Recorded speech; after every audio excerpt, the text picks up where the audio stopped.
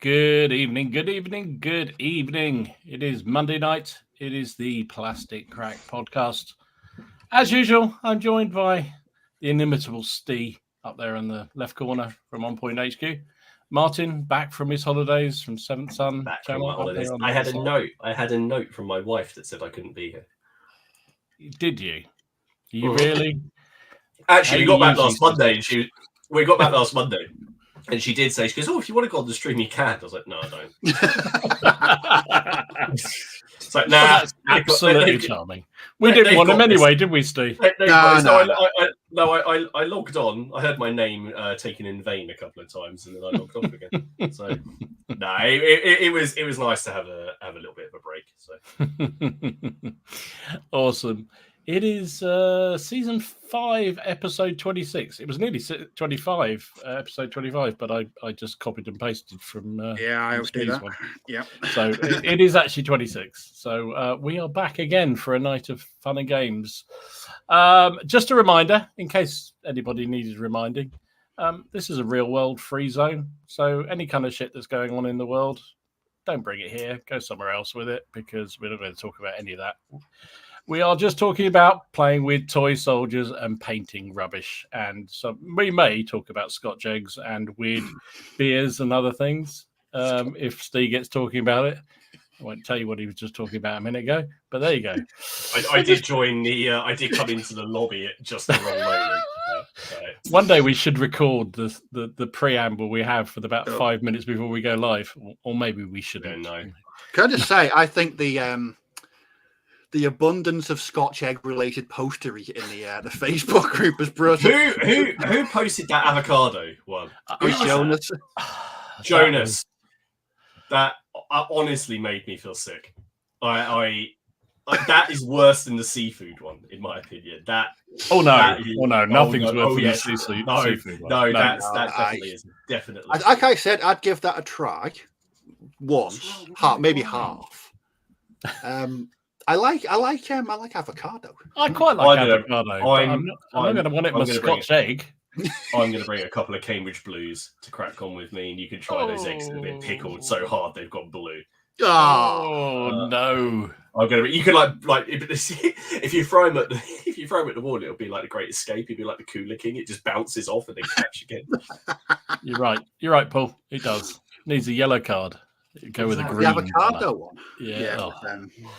It didn't look appealing, did it? It really. It reminded me of one of those Chinese century eggs, where they leave them for years and years and years, and they just go off inside. They're a delicacy, apparently. There you go. I did say we're talking about Scotch eggs in shorter form. 3 minutes in, and we're talking about Scotch eggs. I don't even know how we started that one. Anyway, let's have a look at a few folks who are here in the chat. A reminder: we are brought to you by the wonderful guys at Boards and Swords up in Derby. If you need any of your wargaming peripheries and supplies, go up to see Ian and the chaps on their website, or in person, use the PCP5 code and you get an additional 5% on top of whatever other reductions they are offering, which usually about 10 to 20% depending on what it's got. So check those guys out. Also, thank you to everybody watching on the catch up. We love you guys as well, and I know there's lots going on, like holidays, which is the subject for tonight. Also the Olympics. I might be looking across at that, so if I get distracted, that's what's going on there. I am slightly addicted to the Olympics. Anyway, tonight, let's have a look at who's we got in the chat. We've got Ham and Jam. He says, howdy, folks.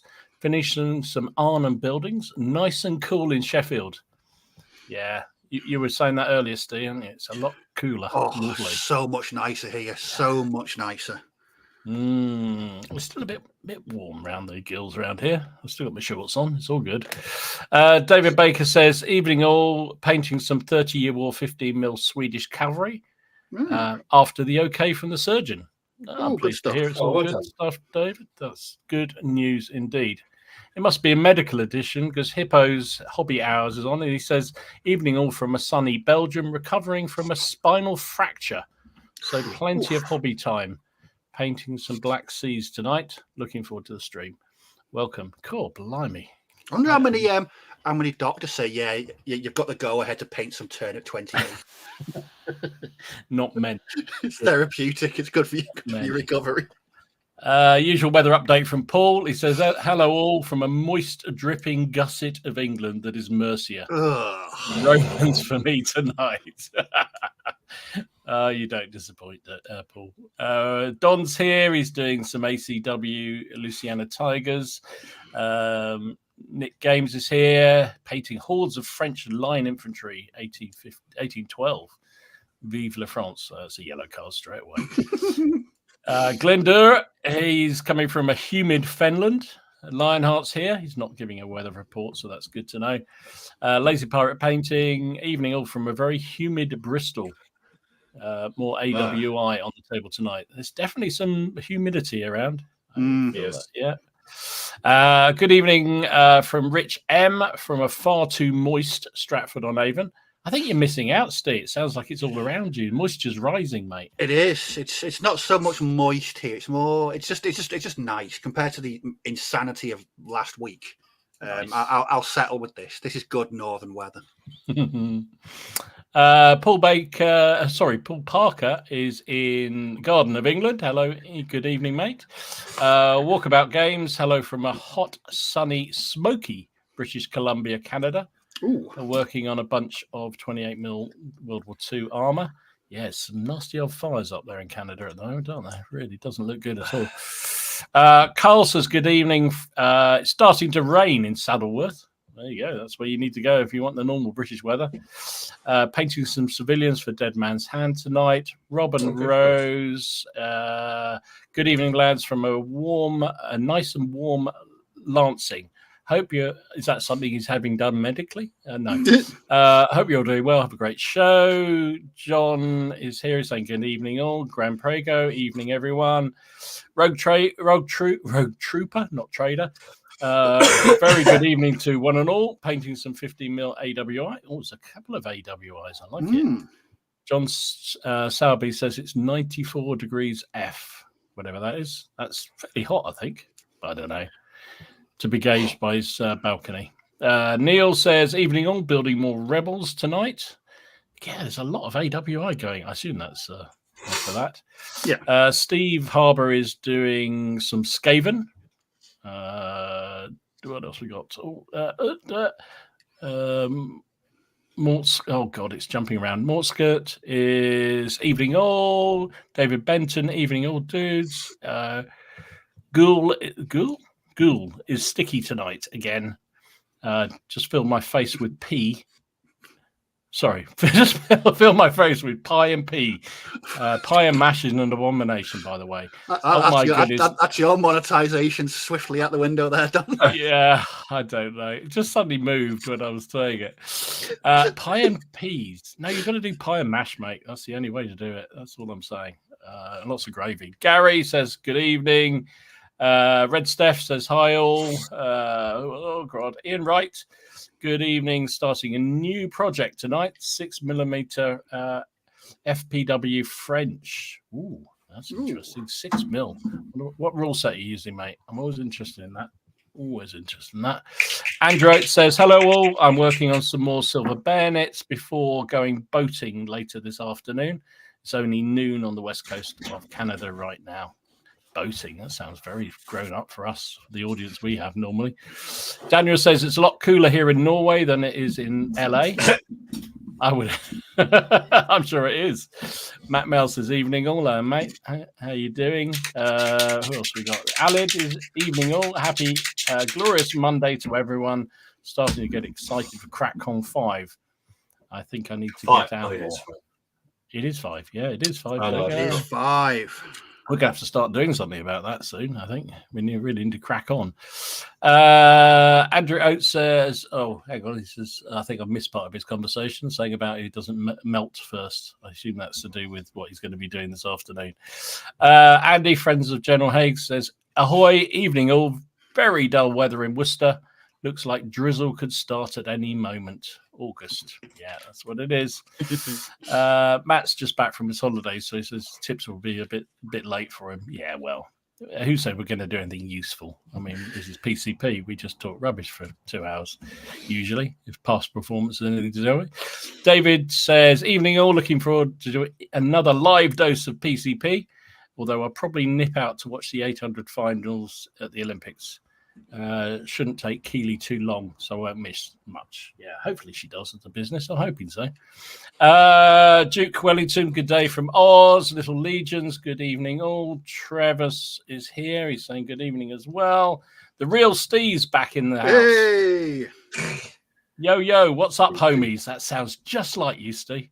Just like you. That's definitely the language I associate with Steve. I'm so down. I'm down. Down with the crew. 999 Payden says good evening. Robin's here. Behave yourself, everyone. Robin's here.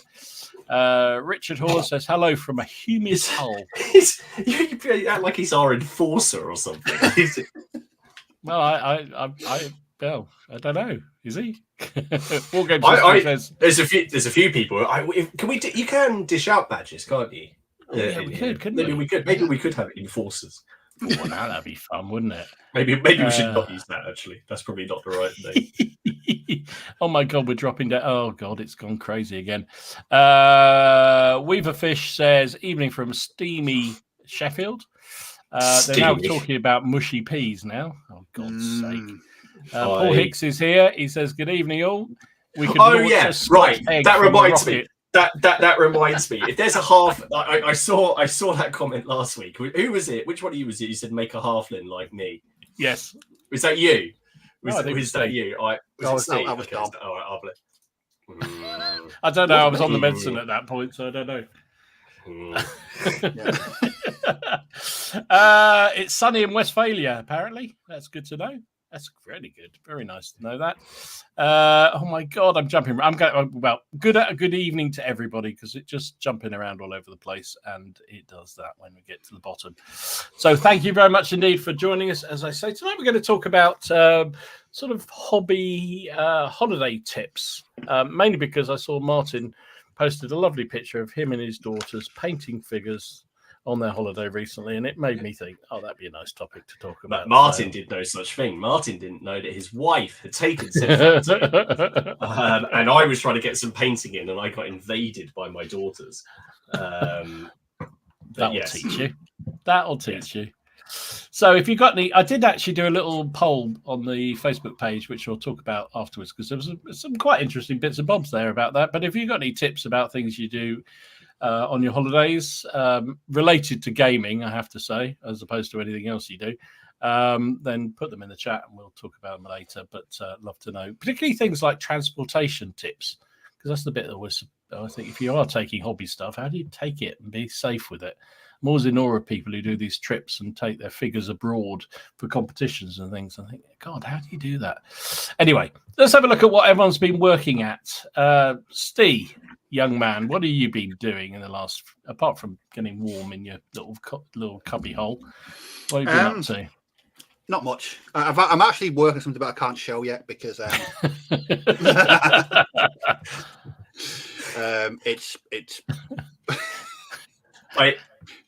only if these ones are the other crew members. That's not you. That'd have to. Apart from like, we'd have what you can't have us as a. You'd have to have him as a giant.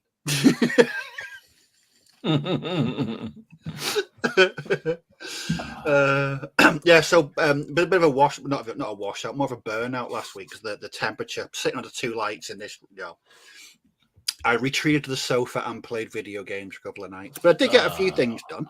I guess I am working on something at the moment, but it's for a future video, so I don't want to show it at the moment. But I mentioned the other week that I had probably rather stupidly got myself into scale model, 1/35th scale painting. Yeah. So I've been working on those. I actually finished one last week, and I'm actually quite chuffed with it. That is very cool. I don't know. It just seemed to. People have said, "Did I do anything different from 28mm?" And I was like, "Well, no." I watched all these like scale modeling videos, and I just reverted to my 28mm painting style. And it really didn't take that long to paint. That's probably about 4 or 5 hours in that, just on and nice. But But the level of detail is phenomenal. No, the creases and the folds, and even the bit that I thought was gonna screw up was the face.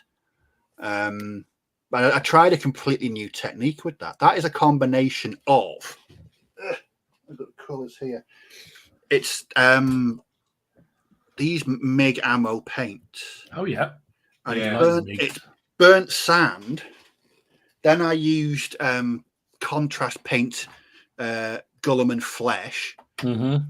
and then it was the basic skin tone as a highlight, and then I used Martin's ubiquitous, tried and tested 5 o'clock shadow using grey paint. Now yeah. I'm putting that on everything now, even women. It just seems to work. But yeah, I was completely amazed that it wasn't a complete and utter disaster zone, and 2, how quickly it came out. Nice. It was only say 4 or 5 hours in that. Went together really nice, and it was good to see that poor old Matt Mail. Matt, I am truly sorry, mate. I am really, really very sorry. He had a delivery on Saturday of some Tamiya 135th scale figures, to which I was called an evil man. Yeah, well, that's true. But no, it's been good. I've got the second one that I'm working on, which is he's carrying a carbine, and the barrel is the thinnest. Yeah, cheers, Andy. Yeah. I think I'll stick with 6 and call it a day. The barrel on this carbine, how it's not snapped off yet, I do not know. I keep catching it. But that's a total pain. He's built 2 so far. There you go. He's flying. They go together really well. I built 3 of mine listening to the Fat Laddie's Oddcast a couple of weeks back. It wasn't during. Yeah, no. Luckily, you weren't using your Agrax anymore. God, how much Agrax would you need? On a like that? It would have been a fire extinguisher. Do you know the really thing is the only wash, or the only color wash I've used on that one that I finished so far was Vallejo black wash. That's it. There's been no browns. Everything is just a black wash. Very nice. Apart from the contrast paint on the flesh, but that's not even a wash really. But yeah, I'm really, really enjoying them. And it's just something different, and it's just been really, really enjoyable. Yes, a lot of people are using the contrast now as a bit of a wash. Yes, I mean I've got some, but I rarely use them. And I got the army painter box last December. I've used one paint, and it's under there in the stash. I never use them. But yeah, it's been enjoy. I've not taken a picture because there's no point in showing it, but I did another base of Epic ACW. That's another the start of another very nice Confederate regiment. Mm-hmm. So I'm slowly getting there with enough to have a game of Black Powder very soon. Anyway, if it's Simply Red, it would be played in this place. They're banned. Simply Red, the Smiths. Who else is banned? There's some bands that are just banned from this house, and Simply Red is one. You can't get any more middle of the road than Simply Red. But I digress. So I went from World War II scale modelling to these chaps. What? There it is. I mean, I did have to sort of like sit a while looking at it, going, "What am I looking at?" And then but it's very cool. They're called The Purge. They're from a game called Core Space, made by Battle Systems. They're the guys that do the really awesome cardboard scenery. They're banned as well. The Lighthouse family. Yes, no, one of the name brands are Toilet. Anyway, yeah. So, Core Space. The story is right. I was given an Amazon voucher of quite high value, and I was looking at picking up Marvel Crisis Protocol, and then I was looking at Star Wars Shatterpoint. Cheers, James. Because I've been looking at Core Space for years on and off. I've always thought it just looked brilliant, and as I said before we came on, it just ticks all my boxes. It's low figure count, it's skirmish, it's played in a really small area, it's fast paced, it's just everything I love. So I just used this voucher to get the game, and I delivered on Friday, and yeah, by yesterday we're all. So these are the bad guys. These are the guys that that come on and try to kick your ass all over the place. They're called Harvesters, Devastators, and there's a live one on the left. So these are the Devastators. And what I love about this game is that the enemy are all AI driven. They've all got behavior. So if you can see someone, they'll move and attack. But what I really like about it is that there's a threat level. So each turn, the threat goes up. Every time someone fires a gun for the first time in the turn, it goes up. And the more the threat goes up, the more nasty purge types show up around the board and attack you. Nice. It's just brilliant. It really is such a good game. And I'm glad that I chose that over, like I say, Marvel Crisis Protocol or Shatterpoint, because the core game, it was considerably cheaper than the other two.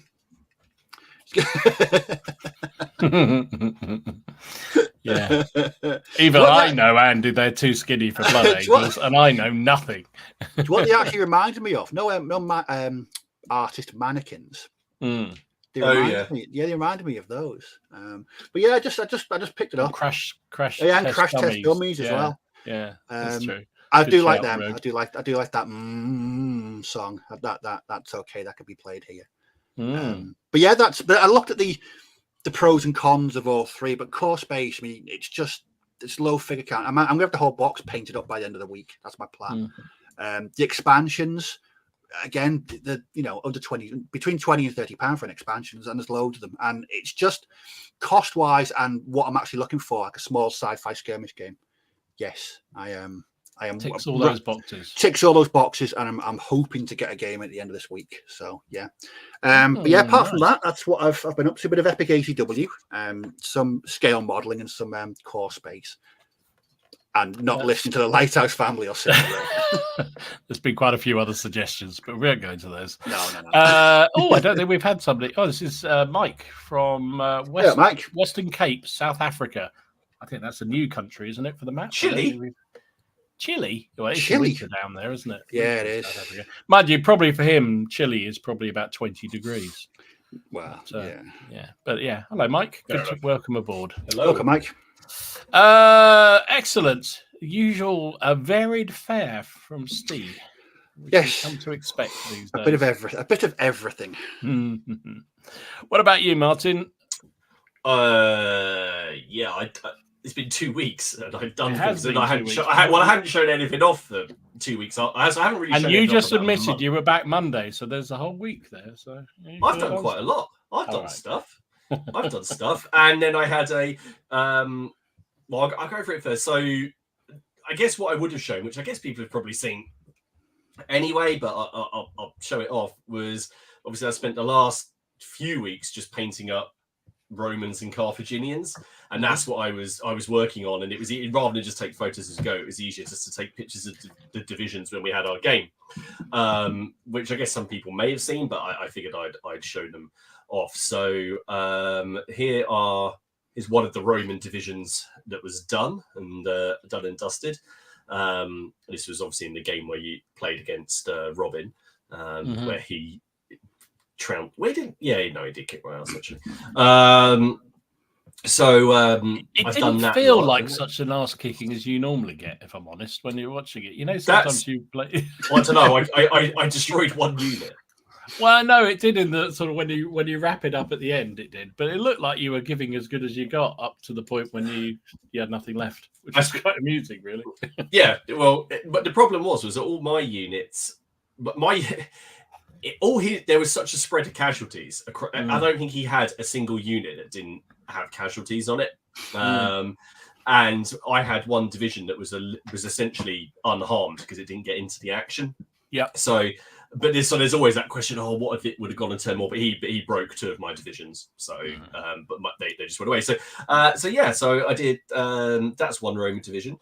This is a understrength cavalry division. Now, obviously, I sacrificed. You did actually murder just some of your own units because you didn't want to give ground, so you just let them die on your own ship. Does that mean it's the Roman way? The Roman.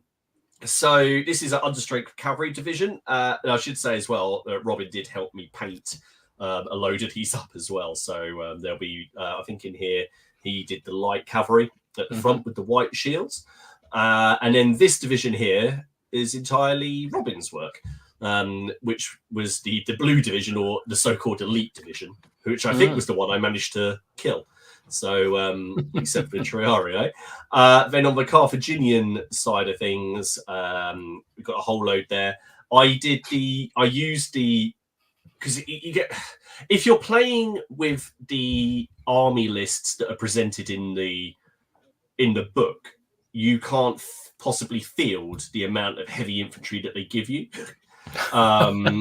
because you can only 25% of each division can be Libyan heavy infantry, right? But you can have citizen infantry. Now, fair enough. They probably only fought in Carthage, or there was a couple of times I think they were recorded as fighting abroad. So I just used those ones at the back, and I just did all their shields as bronze and just said they're citizen infantry until they come out with some other models. So I just used them as citizen infantry, so they were easier, so I could just fill in. But yeah, you can't. Only 25% of your divisions can be the Libyan heavy infantry, which is a bit annoying. So, and only units that wear green, not if I paint them. Then as another division, the Carthaginians, Robin was responsible for a load of the models here.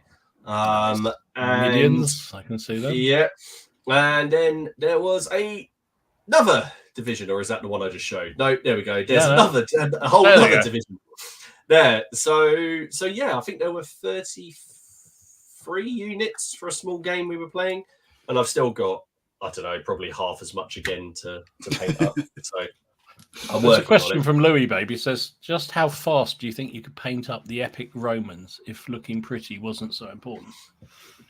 I don't think they look that pretty. One base takes me, I don't know, about half an hour, 45 minutes. Doesn't take that long. It's the base. It was the basing that ended me. Yeah. I based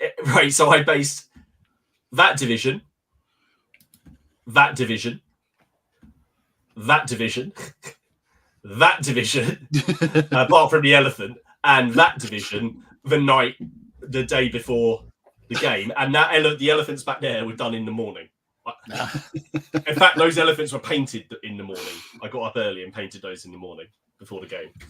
So, mind you, was that just because it was just having to do them all en masse was what put you off? Because that would put any man off, to be honest. It didn't put me. Well, what, the basing? No, I just trying to do everything en masse. I decided for some bizarre reason that doing the bases was less important than painting all the figures. And it's not that many, and I've got them all in these little trays that I buy in the range. Mm-hmm. And I didn't realize how many I had, because I was just putting them away into shelves, and then I pulled them out, and there were shitloads. So yeah, I regretted that, and because I wasn't just using, like base ready stuff, I was doing a paste, and because I like my bases to look a bit different, and I like that way how they look, I kind of worked myself into a bit of a corner with that. So yeah, if I'd have just been dipping them in like base ready, then it would have taken probably a fraction of the time that I spent doing it. So I did those, and then went on. I went on holiday. Went to Cornwall, which was very nice. Very nice. I guess we'll come to this later. I went down to St Michael's Mount for the first time. Beautiful. Which, yeah, it was lovely. But of course, I just wanted to. I went. They made the mistake of saying as we went in, all of the guides, everybody works here. They know all about the history. They know all of that. So I went and found one, and just started quizzing him about when the Earl of Oxford took it in the Wars of the Roses, and there was a 23-week siege. And I think he hated me. So, to be fair, I think Haley hated me as well. Don't you know? Didn't you wear your little sign on your neck that you have to wear normally when you're allowed out in public? I'm a historian. Run away. But in the collection in there, there's flintlocks and swords and all of that, and then there's a massive suit of samurai armor. But the ace thing about it is it's done in that blue and yellow color that I did yes. So that was pretty cool. Then went to Tintagel as well, which made me want to start painting Dux Britanniarum again. And then on the way home, I should also tell you that it took me 12 hours to get to where we were staying. I can believe down there. Yeah, I can believe that. Yeah. It was all going well. In the summer is just. It was all going well until there was a huge smash on the M25, so I had to drive through Harrow, and we left just after 5 in the morning, and then my 4-year-old threw up in the car just as we were leaving, so I had to pull over in Harrow, right next to these really posh looking houses, and just scrape puke out of the car onto their pavement, into the pavement. My daughter's upset, everyone's upset really, and then we got to get all the cases out, including the models, to get to my daughter's clothes so we could reclothe her and then get her in, by which time all the traffic. I was about to say you should have stopped in on your way through, but having heard that story, no, you definitely shouldn't have done. I did see the sign. I did see signs. I thought we're not that far away. But on the way back, we drove, because I went a different way, we drove past Evesham. And obviously, as it is the anniversary of the battle, it was yesterday. Was the anniversary of the battle, and I've got my little 15mm Second Barons War thing going on, and I thought, I'll dig those out. And the figures I'm using are actually meant for Scottish Wars of Independence, and one of them is, well, they market it as William Wallace, but I think they've got a bit confused, and it's actually, by the coat of arms, it should be Robert the Bruce. Now, his coat of arms is the Royal Arms of Scotland, so it's the lion. Now, de Montfort's crest is a lion. It's just got a double tail, so I just used that model and added a tail.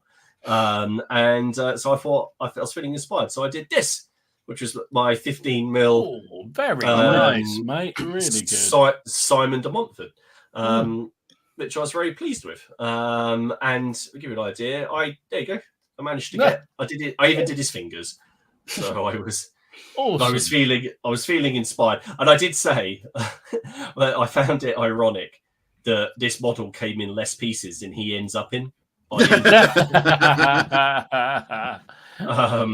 because that was a lot of fun. And then yesterday, so that took me I spent about an hour on him, and then the next hour I just did these because I thought, why not? So I did a base of heavy cavalry for John Warren. So I did some of these. These are great. I really do like these. So I don't know. I'm just painting up another 6 now because I bought into I didn't back it on Kickstarter this range. I kind of did. It wasn't really a late pledge, but essentially I just bought the entire collection, and as they add files, I get them for free. Yep. They've just added in the casualties, and they've done so many different types of casualties, including fallen horses. So I'm going to do I've got another base of knights, but I'm thinking of again, rule systems, whatever. Hail Caesar, I'll always be able to play a bit. I'm going to try Deus Vault with it because I really want to play that, and they'd already released lists and rules for the various Plantagenet wars. So it's got rules for essentially the Barons' Wars, the Welsh Wars, and the Scottish Wars of Independence, all in one thing. And this would do well for both. And as there was quite a lot of crossover with mercenary units, and Simon de Montfort had Welsh allies, there were some Scots allies as well. And then you can obviously do the wars in Scotland. I thought, why not? So I think we're going to give Deus Vault a go. Interesting. I'm intrigued to see what they're like. Yeah, it's a system that I'm for some reason, like the first time I read it, I was like, oh, I'm not sure if I really like the sound of this. And I just read it again. I was like, no, hang on, this seems to make sense now. So because I think I was initially put off by the fact that when you fight, when you attack, it's only the attacking unit that attacks. Right. So the defender rolls. But that's because you activate one commander at a time. You don't activate all. It's not an traditional I go, you go. It's I activate a commander, you activate a commander, I activate and then so you could order your commanders. Your commander orders his men to fight. Then the other guy would he could order his men to fight back. Do they have Simon in? But I could just use some clippers. To be fair, I know my resin is all right because I dropped him and he still stayed in one piece. So he could have just shattered into many. So I did that, and then I had one of those moments yesterday where I looked at the hobby room and was like, I need to change everything because this shelf here was at a 45-degree angle because of all the books on it.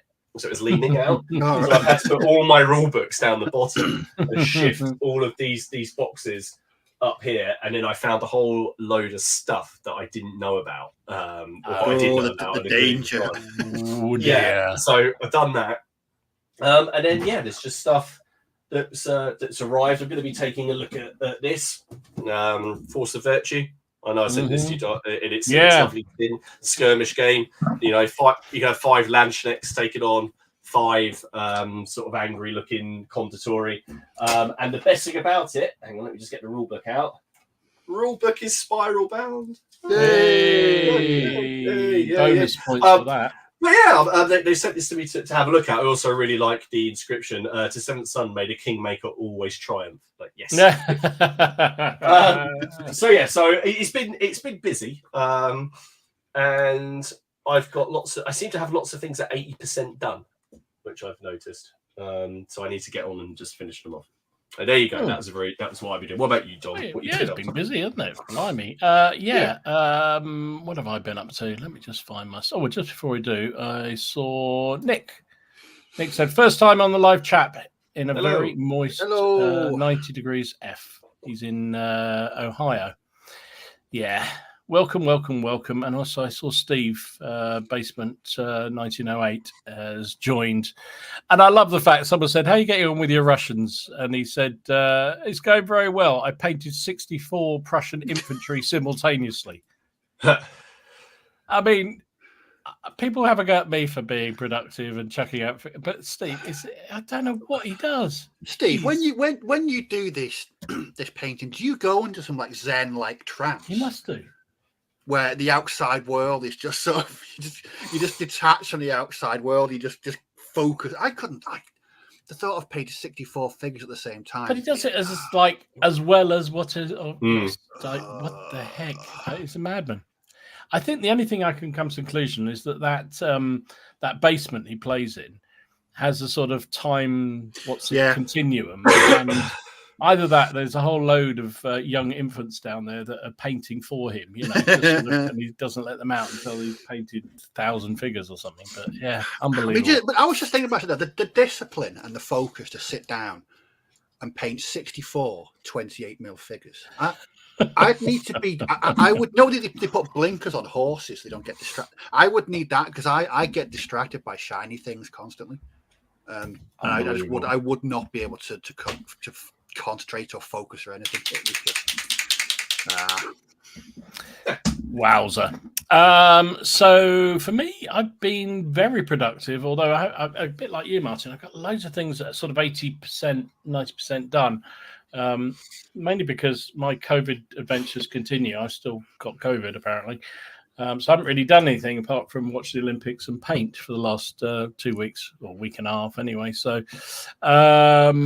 strap yourself in. So what I've been doing is I decided I needed some more Russian Napoleonic Jaegers. Oh, nice. So I just sort of knocked that unit out. I'm sort of happy with them, but they're okay. They've come out okay.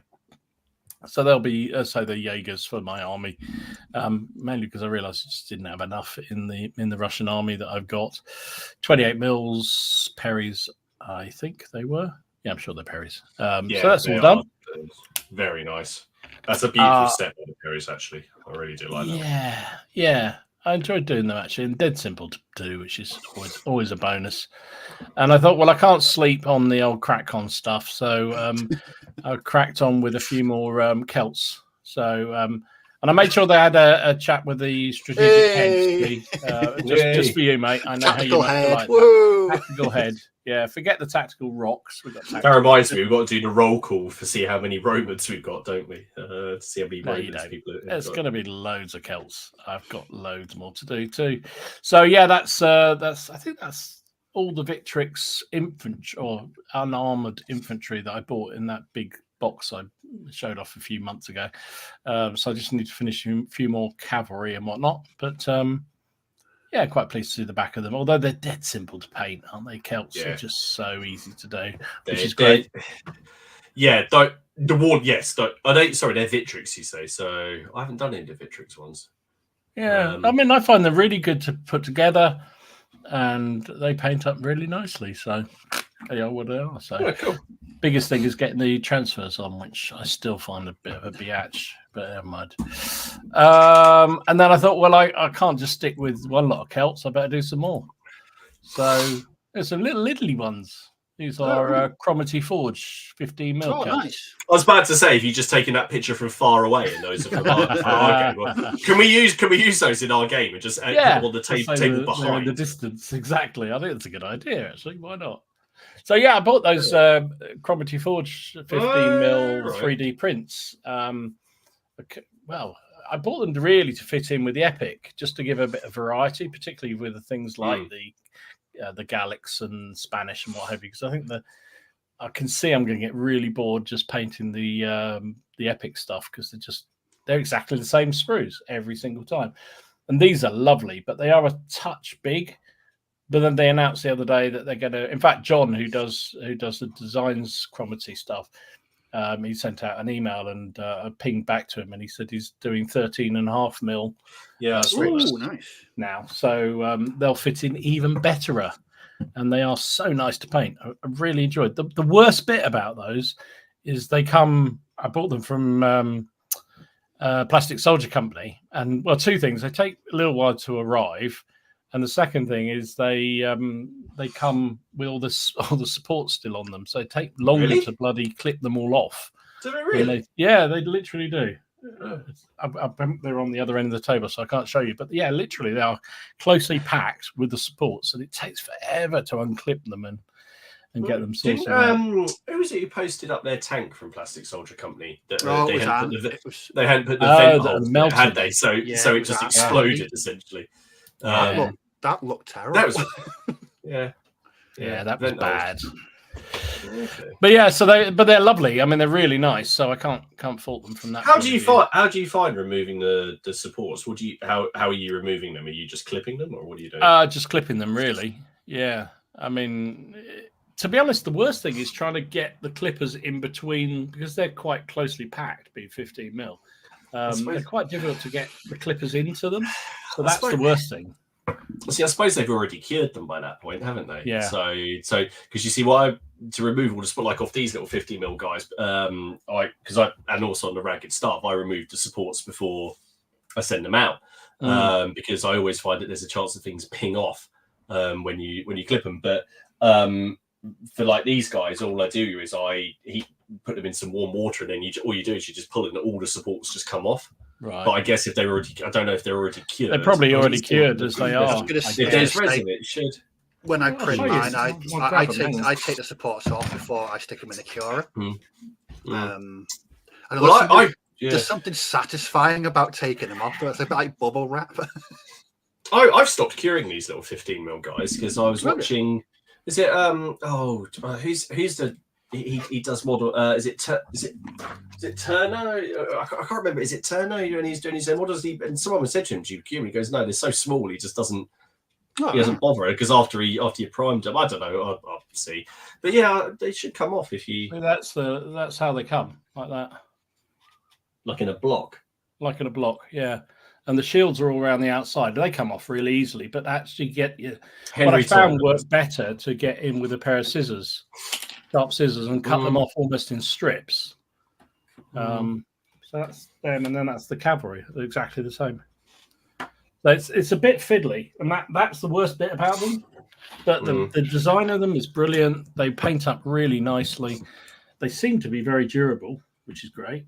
And if they're going to be 13.5mm with the next lot, I mean, I don't mind them on the tabletop. They'll look absolutely fine. I won't notice the difference. But you couldn't really mix a unit with Warlord stuff. So yeah. Oh well, it doesn't matter. Yeah, that'd be fine. So I also did some more of them. So these are, in fact, half of these. So the Spanish light infantry Calastai on the left, with a couple of irregular metal figures at the back, and then the command base is they are irregular miniatures as well, 15mm. Because again, I'm just sort of seeing how they fit in with the epics. Again, just a smidge big, but on the tabletop, 3 foot away, you won't be able to tell the difference. You won't know, just not that scary. No, it's the same sort of with my Napoleonic 28 stuff. I've got Warlord, Perry, Victrix, First Corps, and everything else mixed together. Yeah. So they've been. I've really enjoyed painting those, actually. So the worst thing is just spending the time clipping them off, and also then having to glue all the shields on individually because they're all separate shields. Which I can't fault, because it works well that way. But they seem very durable. So anyway, yeah. So I've almost finished my first regiment of ACW, and I have just finished, although I didn't take any pictures tonight because they're just drying. Another unit of Epic, the Gallic Warband, which I painted up, and I've done a little video on them. They're quite nice little figures. Quite enjoyed doing them. Cheated like crazy as usual, and they come out all right. So yeah, been fairly productive, although sadly no gaming, which has been the real disappointment. There you go. Anyway, there you go. I'm still taking the medicine. I'll try not to talk about hands tonight. And yes, I did hear about that as well. Yes, I did see that bit. Yeah, never mind. Right, crikey, we've gone a long way through just talking about Scotch eggs and what we've been up to the last week. So tonight I thought we'd talk a little bit about, because we're in the holiday season. Some people are away already, some people have been, but some people are about to go off. But also, I just thought it's interesting to see what people do when they go away on holiday. So I did put a little poll up in the Facebook page. If you're not a member of the PCP Facebook page, why not? There's a link down below. Click on that and just answer the 3 questions. That's all you have to do. They're not difficult. If you're a gamer, you'll know the answers. Like your bank account, your PIN number, all that kind of stuff. It's all good. Yeah. I just thought I'd ask the question: what do people do when they're on holiday? About the hobby, because I remember many years ago when my kids were young, taking figures away to paint with. I saw Martin trying to paint his kids around, but more latterly, and I have been known on some work trips to take box set of something or other and some glue and what have you to make the figures up while I'm away. That's what I tend to do quite often when I go to Shropshire these days. So I thought, see what other people did. So this was the result on the poll that I put up, which I thought was kind of interesting. So the biggest proportion were they read and plan. So that's kind of what I expected. 39% of the people responded, and there were quite a lot of people responded. So thank you if you did, and if you didn't, put your contribution in the chat because we'd love to hear. I thought you were about to say if you didn't, then. No, we wouldn't say that to our lovely viewers. So reading and planning seems to be a thing, which I know is a very popular thing. I do that myself a lot when I'm away on holiday. It's a nice, easy way to get around it. But 21% of them don't do anything, which I think is partly is great, but also I think, how do you ever switch off? Because to me, I love the hobby so much. I find that really quite hard. 16% of people who responded said they paint, and 12% assemble models. Of course, it's not mutually exclusive. They could be doing both. 8% of them take figures and board games to game, which I'm quite impressed with. Not as much as I was impressed with Elaine today when she looked at me painting some figures last night and she said, "Oh, are they American Civil War figures?" And I went, "Yes." And she said, "They're Union, aren't they?" And I went, "Yes." What happened to Elaine? I've no idea. She's never shown the remotest knowledge about wargaming ever. And the fact she anyway, the one where was it? One I was really interested in was Steve's response. He was the only one. He said, "I game if there's a local club," which I kind of quite like the idea of that. Would you do that, Steve? When you're away somewhere, just go knocking on some club's door and say, "Can I have a game?" I'm the opposite. If I'm away, I actively avoid people. No way I'm gonna. No, if I'm away, I don't take anything away. I might take a book, so I might take a tablet with a few books on. And if I know, I'll do a bit of a search beforehand, a bit of a reconnaissance on Google Maps. Yeah. To see any local game stores where I might pick up something that I wouldn't normally pick up. But for the most part, no, I switch off. No hobby and whatsoever. I just take some books. Possibly, I think I clicked read and plan. But apart from occasionally visiting a new get local game store, no, I switch off for the duration that I'm away. Yeah, I mean that's what Dan's put in. He visits hobby stores and buy a model as a souvenir. I always try and do that myself. Is pop into a hobby store wherever. If I see one, even a modelling store, just to go in and see it, because I just think that is. I just love to support them because there aren't that many around. But I just love the going into just see what they've got. What about you, Martin? What do you get up to? I clicked three of the answers because you didn't make it one answer, one vote. No, well, I didn't want it to be one because I thought so I did. Yeah. Oh, okay. I was like, oh, I'm going to spam this. No, I do. I do quite a lot. So I take novels to paint. Yeah. I plan. What I tend to do is I usually tend to take something unusual to paint, something different to do while I'm away. So I was painting up these Conquest. I don't know if this is going to show too well, but it's a really chunky model. It's kind of this spooky skeleton with lots of like ghostly things going on. So I like to do stuff like that. That's what the girls were helping me with. And then but the thing is I like going to historical sites that are nearby and going and visiting things like St. Michael's Mount, and then that just fuels ideas and games. Half the time I start a new period when I'm away. When we went to Hastings 2 years ago, I ended up writing the rules for a war game, which I've never done anything with, based on smuggling. And smugglers trying to outdo all of, because you have the different smuggling gangs, and in the 18th century trying to outdo the local dragoons. And I thought that was quite fun, where you got to get the smugglers starting in little boats. They've got to get ashore. I've seen a game like that. A few years ago, I remember. That was really good. So I wrote a whole I say a whole thing. It wasn't massive. I wrote a little system for it. I was like, you can reuse. You could just use your Napoleonic models for the dragoons. I was quite impressed with it, but then I never did anything else with it because I found out there was only like one place that made smuggling models. So I'll have to. I do quite a lot, and then we take board games with us as well. Don't do any war gaming, but I take board games. Get my ass kicked regularly at that. But we tend to do things in the morning. So like while the kids are like, so we have breakfast, then Hayley will be doing something. The kids were sitting with me, so I thought I'd show them some painting. And that is because they were picking up all my paint, so I thought, well, I might as well do something useful here. Just slap this X-ray flame over what you need it to, and. But yeah, I tend to visit a lot of historical sites, and then that just makes me want to do stuff. So that's my main thing. I don't bother taking any rule books to read, although this time I did actually. So that's a lie. So that's a massive lie.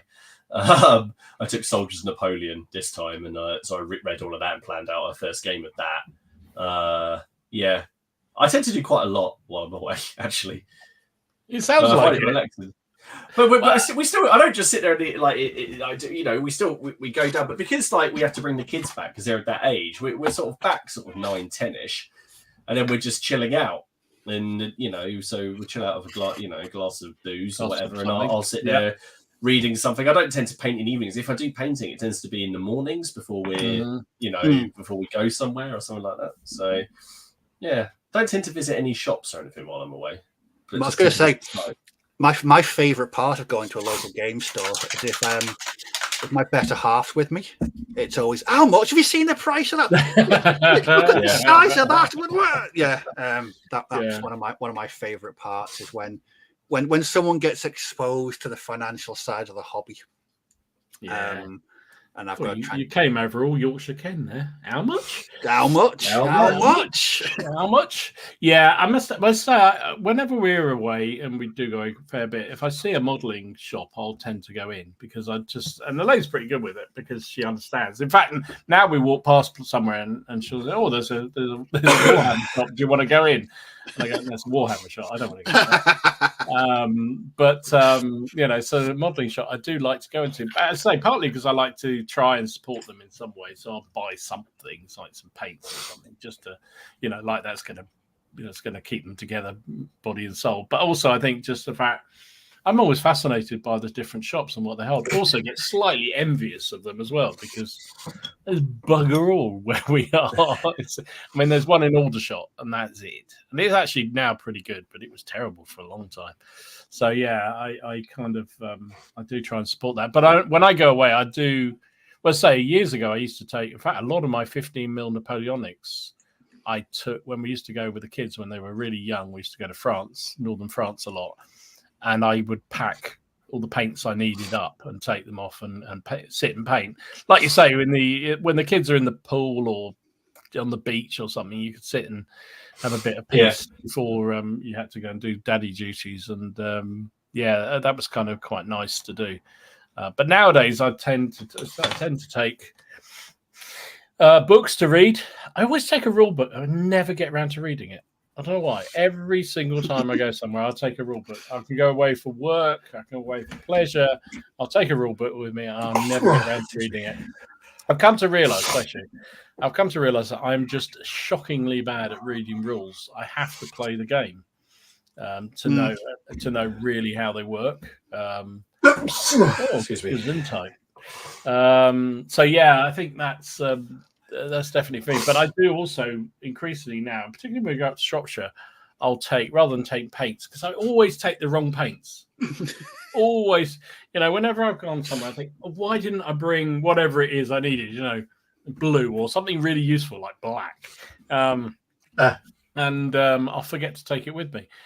So I've given up that now. So I now tend to just take the box of figures with some with the tools and glue, and because even if I forget the glue, it's fairly easy to go down to the supermarket and pick up some glue. And similarly, if it's if scalpel's got blunt, I can reorder one of those on Amazon. It can be there within 5 minutes. So so that's definitely the way I go with it. But we do go, as you know, if you've seen some of the historical videos I put up from time to time visiting the castles, we do go to a lot of historical sites.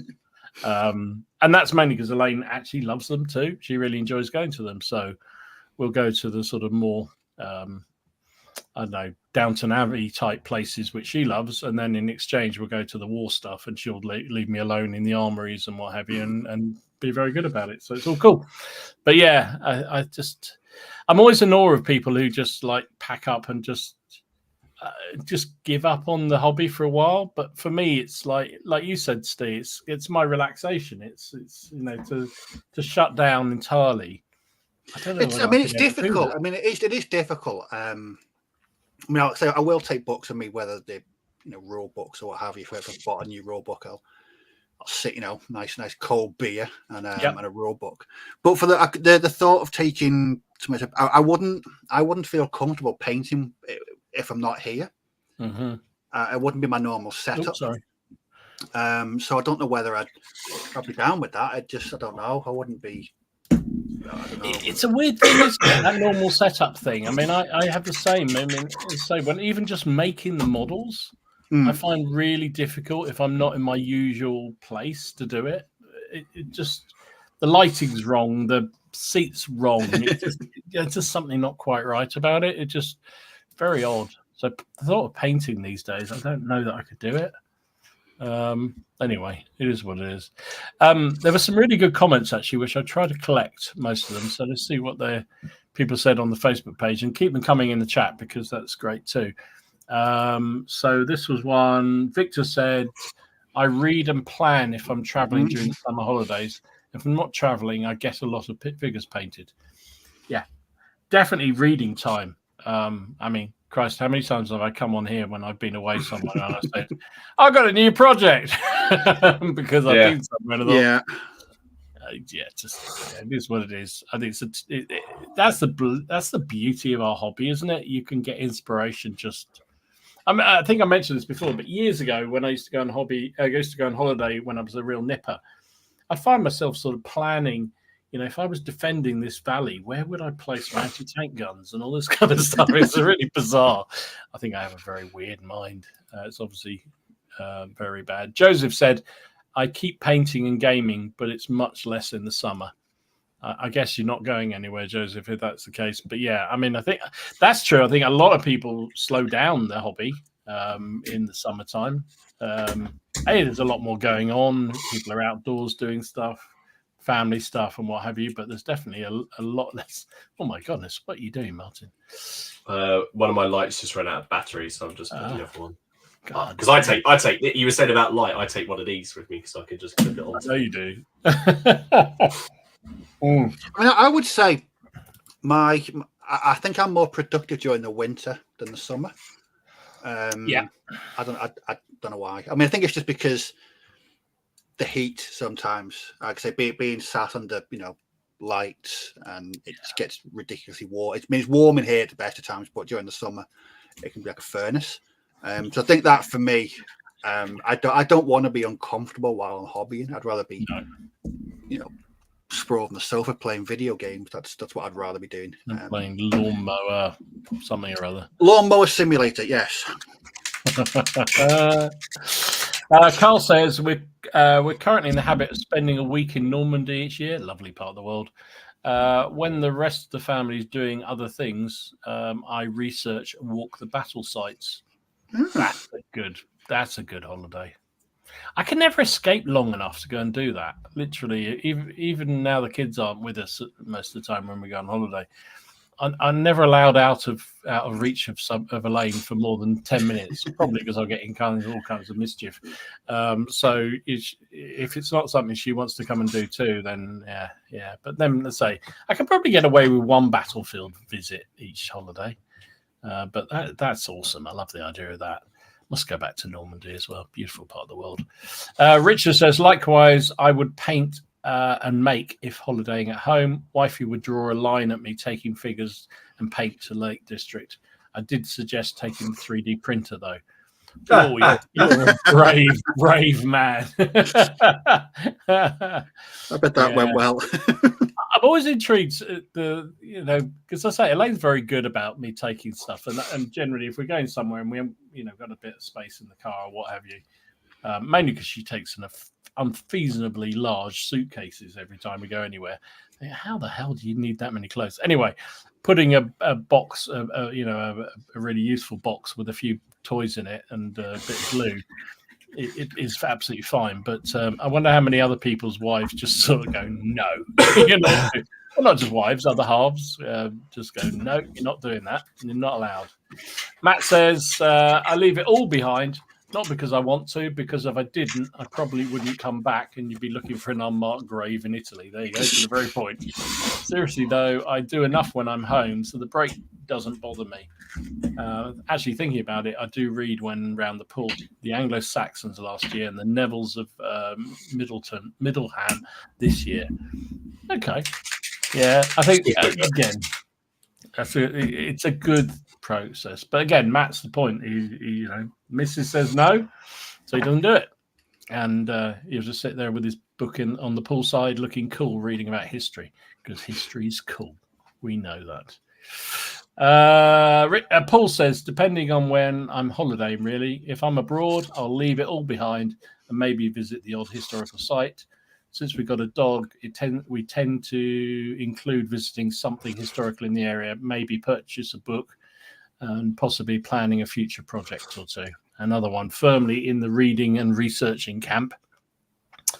And then Steve said, I mainly leave it behind unless it's a holiday to game with friends. Now, that's interesting. Do you ever do that, guys? Game with friends? Specifically to go away? I'm not counting a crack on for this, by the way. No, given how few of my actual friends are into gaming, it would be a wasted journey. For Haley's 30th, we went away with two sets of our friends and rented a schoolhouse in Derbyshire. Yeah. There were a couple of us. Well, one that had like a little tiny baby at the time, and we took 56 different board games combined between us when we were there for a week. So during the days we all just went off and did our own thing, then in the evenings we just congregated and played board games which were, so we played dungeon crawlers and did Descent, where we actually played successive games. We played big strategy games, we played light RPGs every night till sort of 2-3 a.m. For 7 days. That was actually that winter that we had the winter. It was April time, but we had the ridiculous snow. We had snow drifts that were huge, absolutely huge. So it was that year. It was absolutely awesome. So done that. I've never gone away and war gamed though, unless I come down to Warfare when I came and saw you, and which we'll hopefully be doing again. So no. So yeah, I have to. It would be quite cool to go away somewhere and stay, for example, like near, for example, Tarleton, and do a War of Roses game in a rent in like an air, if you could rent a cottage or something and do that game. But something like that would be quite cool. That'd be pretty cool. Yeah, I think so. I think it's interesting, isn't it? I mean, like you say, well, Steve, you said it depends on your mates you're going with. But I could see board games particularly being something. I mean, we used to, when I used to go away with mates, board games were definitely something. The old Risk game came out generally at some stupid time in the morning. Yeah. Especially after you had an awful lot of brandy or whiskey or something, which is generally not a good idea because it goes on until the small hours and generally results in all kinds of trouble. When I lived close to my best mate, if we had like a gathering, it's not even a board game, it's a card game, would be Munchkin. Oh God! Right, don't know that one. I've got so many. Well, I'll bring it to CrackCon. I've got so many Munchkin derivatives as well. I even had the role-playing game Star Munchkin, which is a 40k ripoff. Munchkin is the best way to lose friends. It is. It's like people are like, you played Munchkin before? No, what's that? Well, I'll explain the rules to you. Half an hour later, you've done the dirty on so many people. You've generally fallen out by the end of it. But I think it's the beauty of Munchkin, though. But it never ends, that fucking game. That's one of those games where, in the end, you're like, I'm not going to do it dirty anymore just because I want it to end. And then because basically the objective is to become level 10, right? And what you do, Dom, is you have a hand of cards. You can either play a card or you can you can kick the door in and turn over a card, and there might be some treasure, or there might be you can play a monster from your hand and beat the monster. If you beat the monster, you go up a level, right? And it's essentially, it's the first one to essentially beat 10 monsters, right? Right. But what they can do is when you play a monster, the other people can play cards in their hand to beef the monster up. So you're like, I'm going to fight this. What are some of the monsters? There's some like ridiculous things. There's like a kind mushroom or something like that you're going to like stab on. And then someone makes it like feral or touched by chaos or Lord of the End Times. And then it's like add 20 to its attack. And you're like, I'm getting beaten now. So you don't obviously win that combat. And then what generally tends to happen, I don't know about you, Steve, but this is what I find, is like you get to this point where you're like, okay, we just need to let someone win. Yeah. So you go through this big plan and you're like, right, they're on level 9, guys. They've just played like, the paraplegic unicorn and they're going to kill it. And they're about to do it, and then some arsehole in your group will then like power it up. And give it like massive armor and stuff like that. Yeah, you're just like, oh God. It's very similar to the classic Judge Dredd board game. So you all play as a judge, and you go around different parts of Mega City 1, and the cards are face down, so you don't know which perp you're going to fight. But you can, you've got your equipment, but the other judges can either help you or they'd help the perp. And it's God, I know. Yeah, but that's that just is. I mean, I have no idea what the game's like, but just you say that just makes me think that is just going to head in disaster. But before I went away, I had Robin and Matt came around. We haven't filled the channel. We were playing the Hellboy board game, which is a co-op game against it. And I was playing as Hellboy. Robin was the Liz Sherman who goes around just setting things on fire. That spoke to his personality for some reason. And then Matt was. I said it was if anyone knows Hellboy, he was Johann Kraus, who essentially could possess the dead. And we worked out it was a really good tactic where Hellboy could punch someone so hard he kills them, but knocks their body back towards their comrades. And then Matt could then possess it and then do something with it, and then Robin would just set everything on fire, including us. So Yeah. This is why you get like those kind of games. You know, I think a couple of games of Munchkin in the Tudor bar would be a great start to the weekend. I think it'll be the end of the weekend. We're supposed to be encouraging people to have a nice time, not beat each other to a pulp. I imagine this comes from the man that likes watching bare knuckle fist fights on YouTube. I mean, I'm not going to trust you at all. It's a guilty pleasure. No, with Munchkin, we'd be out of it. We'd be out of A&E pretty quickly, wouldn't we? We had to make it to CrackCon the next morning. I'm pretty sure all the charges would be dropped. It'd be fine. What could possibly go wrong? Jeez, it sounds horrific. Right, let's do a bit of news and then we'll come back and do a bit more. We've got a load of OPC as well to do tonight. So let's do a bit of news and then we'll continue this interesting discussion about. It's not my fault you weren't sensibly immune to fire. He's called Hellboy. He should have been immune to fire. See, this is what happens. Right, news.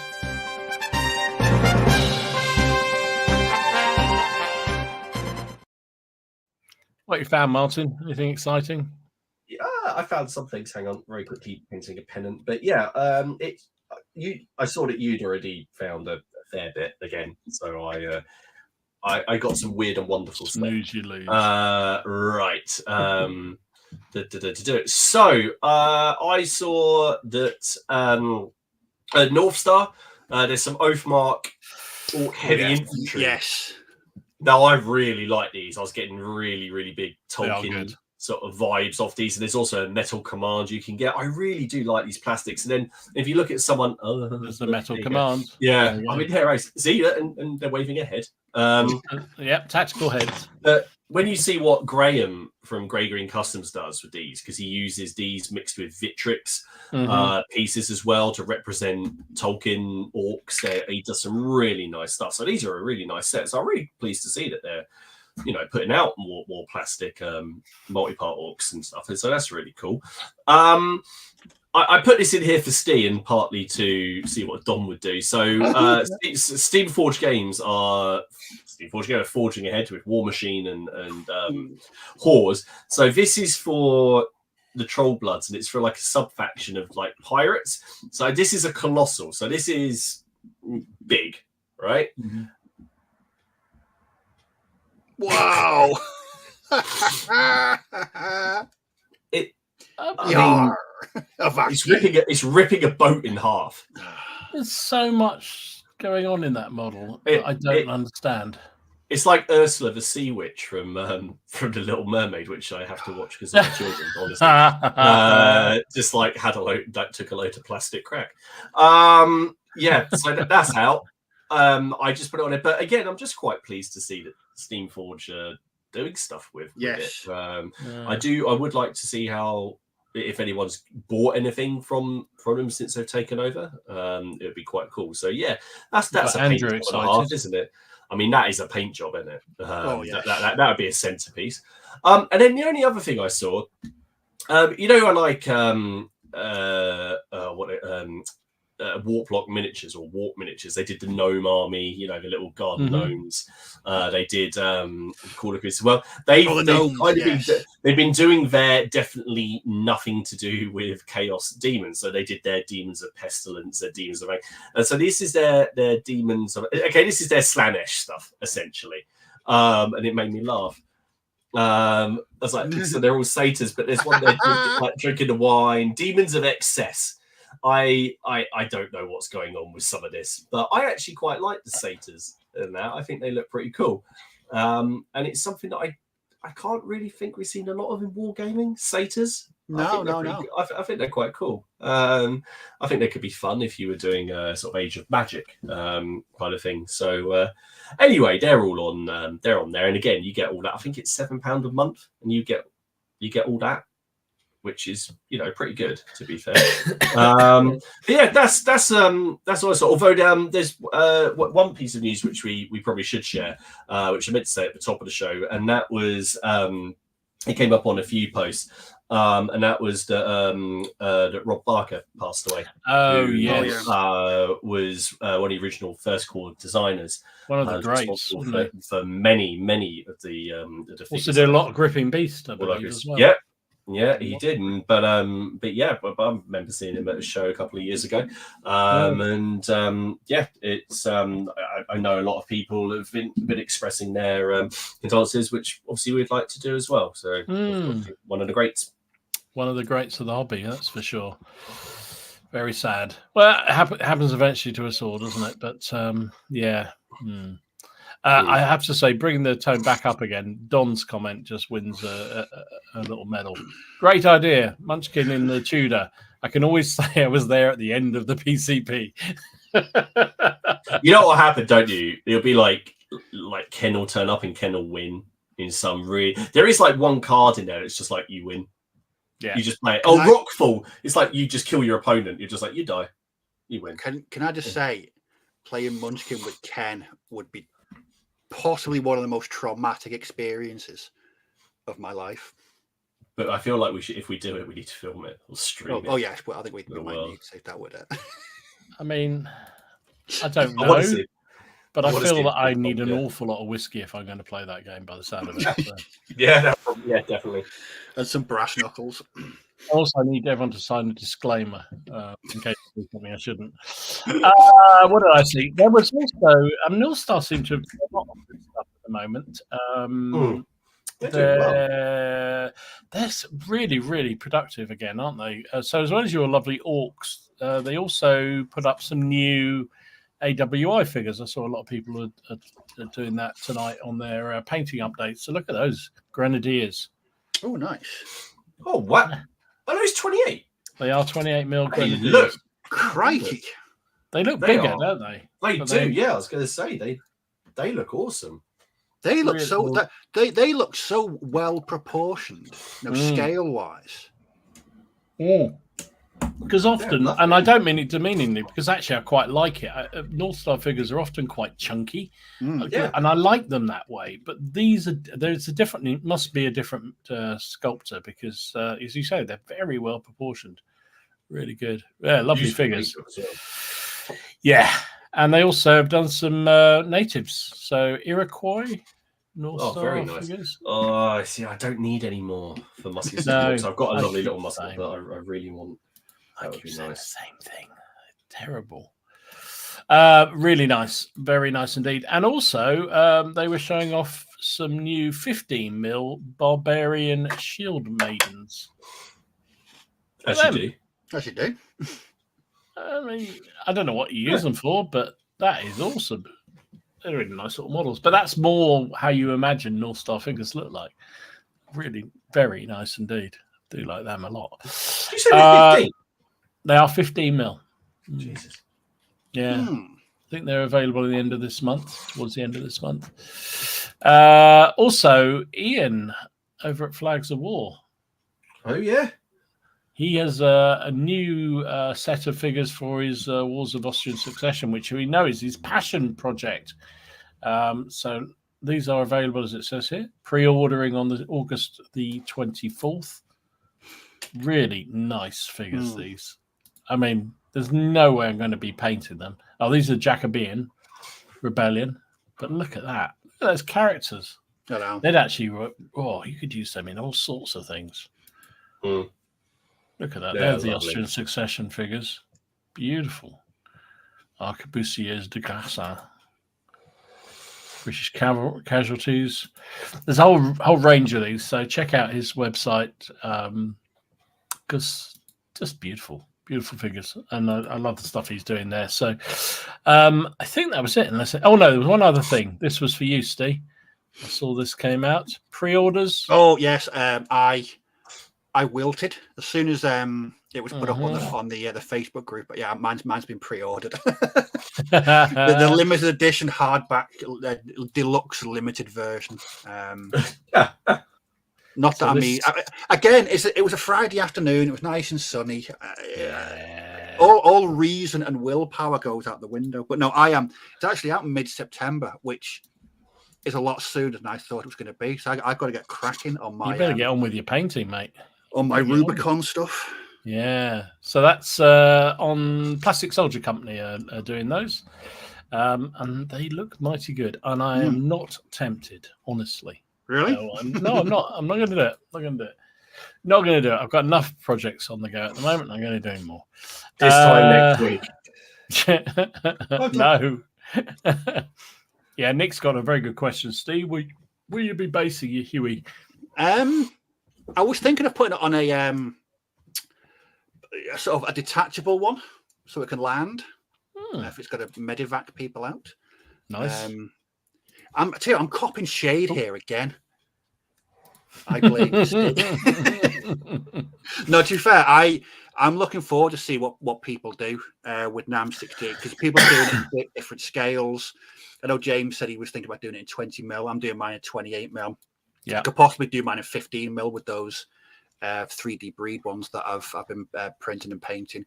And the game itself just sounds so interesting. I just like the idea of that taking a platoon through a tour of duty. Just sounds really good. Nice. I can imagine that Fortunate Son will be on constant play while I'm playing that. But no, I'm looking forward to it. It should be good. Yeah, like I say, willpower out the window. Not going to happen. No. I love the look of it, but it's genuinely it's a period that's never really interested me to play. So I'm just not going to. Well, I said one of my first introductions into historicals was that body count game. Mm-hmm. And I know some people looking back, it was like I thought it was really good, but I think I've got like a 90% copy somewhere, and I can't make head and tails of it these days. So having what sounds like a decent Vietnam era game coming out, yeah, I'm looking forward to it very much. Consider you excited. Oh yeah, awesome. So what else? Cracky, time is cracking on. Just look at a few more of these comments that we had in about holidaying and habits on hobbying on holiday. Samuel says, depending on the type of holiday, I might take a historical book or two. When it comes to traveling and working away with work, I like to take some bits to work on. I found that I never get much done, but I like to have the option. It's also a bit like a home comfort too. The thing I tend to do when traveling is related to hobbying is visiting museums and historical sites. I think we're all guilty of that for sure. Yeah, that's an interesting dynamic. Yeah, when the difference between holidaying with the family and friends and going away for work, I think there's a difference there for sure. If you got the time, sneak off to your room to put some paint on some figures or something. I can see why that would be interesting. So I did have a very interesting discussion with an American customs guy trying to explain why I was going into America with a box of Russian Second World War plastic toy soldiers and a scalpel and some glue, which was he went with it. It's fine. So your name wasn't scribbled into a special list. I'm not on that special list. No, not yet. Not yet. There's other things that I'm sure will get me on that, but not that one. Steph says, every time I've taken hobby stuff, I tend to end up doing nothing with it. So now I just don't bother. Yeah, I can see that. And Dan says, I've frequently taken models to paint. Those with minimal color palettes are good. Or just colors to lay out main uniforms are good too. Good for early AM wake-ups when everyone else is asleep or is to relax. Typical, the tropical Fallschirmjäger uniform on about 20 figures that featured in our Battle of Paramiso Bridge were painted on the balcony in Shanghai. Lovely. I also regularly buy 28mm figures and vehicles as souvenirs, a reminder of my travels. Oh. I like that idea. Yeah, it's the same. My problem is I don't know what it is. Certainly as I get older, I forget which paints to take. I do it even now because if I'm painting in the living room, I'll take the paints I need from here over there to do it. And invariably, I'll get halfway through a paint job and go, shit, I haven't got the blue. And I'm doing like French Napoleonic uniforms. It's fairly crucial to have blue with it, and I'll forget it. And in that case, it's not far just to walk over and pick it up. But when you're away, it's a bit different. Anyway. Also, Tony says, I don't hobby on holiday. I'll do search and see if there's any hobby shops at my destination. Try and visit them if I can. I think that's a good thing. So visiting shops is a good thing. Encourage everybody to do that. John's the same. He visits hobby shops, bring books to read, and I've been known to book holidays around conventions. I'm still trying to work out whether I can visit Adepticon or Historicon and justify that with a holiday with Elaine. It's just trying to convince her she can come out 3 days after I've flown out is proving the problematic thing. And I did get that comment of, "Oh, I can come round too. I won't mind visiting." No, that's not going to work. So I'm planning a little solo, which I thought Haley would be opposed to, but a little solo trip to some historical sites that I drove past on the way home, including Evesham the other day. So I was like, oh, I can go to Evesham, I can go to Worcester, and I go to Tewkesbury. They're all fairly close. Then Stu lives near Gloucester. That's not that far from there. I'm sure I can go give him a go. And so this whole sort of little, I might do like a little week away later in the year and do something like that. But which I sort of approached with her when we were in sort of like hour, I think 6 of the drive home, thinking, oh, this isn't going to fly. And she was like, oh yeah, no, that sounds great. So I can only assume that we spent too much time together over the last few weeks. Probably true. Love it. Also, Don says, I don't leave it behind. If I don't leave it behind, then it isn't a holiday for me. Now, I guess it depends on whether the holiday includes a long weekend off work, because those I definitely will hobby stuff. Yeah, I mean, if you're at home, I think we all go a bit. Well, do you know what? When I'm at home on holiday, I think I do less than when I'm away. I don't know why. No, if I've got if I've booked a long weekend to myself, for me it's hobby central. I'll be so productive over those 4 days. I don't know what it is. It's just like I've planned those days total nerd time. It's some quality stee time to myself to indulge in hobbies. So no, I think I'll get more done if I'm just on leave from work. Sorry. The Red Yorkshire's Mrs. Yorkshire Gamer once thought we were going to a lovely log cabin in the Belgian forest for a relaxing time away. Yeah, well, yeah. Good try though, mate. Good try. It's interesting, isn't it? What you'll try and get away with. I think we've all tried that, and we know the level. You get that look from the other half, and you just go, "Yeah, that's gone too far. We're not going to go any further with this one." I get when we went to York, when we stopped at Towton, and Haley was like, I said to her, I really appreciate this, and I'm sorry if I go on. She goes, no, but I would just like a GCSE level understanding of what we're going to be looking at, which I thought was rather rude. So no, it's what was I going to say? There was something that just floated into my brain and then left. Can't have been important. It's gone. It's gone. And then the comment we had here from Stuart: I don't take any hobby stuff with me, but I'm always ready for inspiration. For example, a recent holiday to Jersey got the grey matter musing different ideas. Yeah, I hear you. I do that. I'm very guilty of that. There was that notorious holiday to Crete where I came back with a whole load of rocks and things for an SPQR army. We're not going to talk about what happened with that one. What? Yes. Yeah.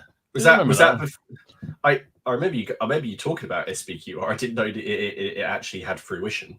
Well, I built the armies for it and I painted them up for it. Well, I mean, they just figures already had, so it was like the Greeks. So I can use something sensible. Did you actually have any single games of that? Well, yeah, we played a few actually. Yeah, I like this story. I like this story because he was in denial for like the first game, and then we were. So, do you know? It's one of those things, and those who go to a wargaming club will know this one. So, you walk in with a new set of rules that everyone's been talking about for weeks. We run off a game of it, And I remember Alec was there, and I think was playing against Alec actually. And we opened up the rule, and I think I was the first one to have the rule book, so I put it down, and everyone's around the table looking at the rule book, and we play our first game, and we go, there's something not right. Something's gone wrong. This just hasn't played well. Oh, maybe we're doing something wrong. And slowly more and more people start disappearing away from the table as they realise it's a pile of poo. Yeah, it was just very, very silly. So yeah, I did play about 3 games. We played 2 that evening, and we played another one after that, and then it went in the bin. You gave it a fair shake. Yeah, I don't know about. Yeah, I did. It remains a pile of what's it? Anyway, so yeah, I can get the whole holiday inspiration stuff because I do the same. Definitely do. It's but then I get inspired by just reading watching a video or reading a book. Yeah, it doesn't take much really. I got inspired the other week. Every now and again, I will read one of my favorite books of all time. And it's an Action Man book. Called Operation Skydrop, written about 1976. It was my favorite book when I was in junior school. I used to just read it constantly. It's really, really small. You can read it over a night. But from that, I really want to do a sort of a bolt action scenario. Essentially, Action Man and G.I. Joe and some British airborne, they get shot down in a glider in this German town, and they get assaulted by all these Germans. They have to fight them off, and it would make such a brilliant bolt action scenario. I mean, it doesn't have to be bolt action, a great World War II scenario. But I just want to paint up Action Man and G.I. Joe at 28 mil. But it's just such a brilliant, like I say, it was when I was about 9 or 10, it was my favorite book of all time. I managed to buy it from the school. He used to have school library sales. I picked this book up. It was the happiest day of my life. And I must have read that easily over 50 times. It's just such a good book. Speaking kind of related insofar as it's World War II, I watched that Ministry of Ungentlemanly Warfare over the weekend. Yeah. Have you watched it? I was that close to watching it on Saturday night. I enjoyed it. I watched it a while back, and I really enjoyed it. I enjoyed it. Stupid thing I like late at night when I've got a but do you know why I liked it? It just got on with it. Oh yeah, there's no mucking around. Just got on with it, and there was no I mean, it's a Guy Ritchie film, so you don't really need to. I sat there going, is there going to be double crossing, and is there going to be stuff like this? And I remember it was Guy Ritchie, and it's not that sort of intellectually sort of involved, which is fine. I really, really enjoyed it, and it did make me want to crack out 0-200 hours again. That's going on the list for Friday or it's a good view. Actually, definitely good view.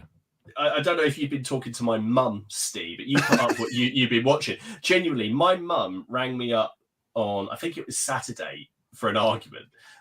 She's not going to watch it, so she doesn't care. Do you know what she wanted to argue about? Wasn't politics or something like that. She wanted to argue that apparently there's another remake of Day of the Jackal, and my mum hit the roof. Oh, yeah. Tim mentioned it on Friday. Yeah, it's got Eddie Redmayne in it, and my mum watched it. And Day of the Jackal, that you said you were watching, is one of my mum's favourite films. And she rang me up, and I thought, and she was like, "Oh, okay, what's happened?" And they remade Day of the Jackal, so I had to listen to my mum rant. Why do they do this? There's just some all-time classic movies, and they do it again. Why? Why do they do that? I don't know. The thing about the reason I watched Day of the Jackal on Friday. I watched it about 6 months ago. What I love about that film is the pace. The pacing of that film is absolutely perfect. Quality film. The level of detail, the plot, the characters. It's just such a... And to drag it into the 21st century and just flog it like a dead horse just for a bit of money, it's going to be crap, let's face it. Yeah, my dad doesn't. My mum likes to have an argument every now and then. My dad doesn't. My dad's sort of just goes to sleep or doesn't want to. So my mum will ring me up, and I can ring my mum up and say, sometimes like Haley won't either, and I can just ring my mum up and I'll just say something that I completely opposed. So it will just annoy her, and then I can just have an argument. It's what we used to do when I lived at home. There was quite a lot of arguing. So yeah, it's not. I was when Tim posted that on Friday. I was mortified, absolutely mortified. I can't believe they've done that. Anyway, shall we do a bit of OPC, because we've got an awful lot of entries for this, and we may have to do two stages. So, reminder: OPC is our monthly fun competition, friendly competition to paint figures, basically to get your armies done. Run by some of the guys in the community. We have very little to do with it, although some of us enter it occasionally. Just saying that. 1 month. I did 1 month. You did 1 month. Yeah. 1 month. So the idea is each month there's a theme, and there's no prizes or anything. It's just to encourage us to the glory of it. Yeah, just to encourage us to paint and get on with our unpainted figures. So this last month was artillery was the theme.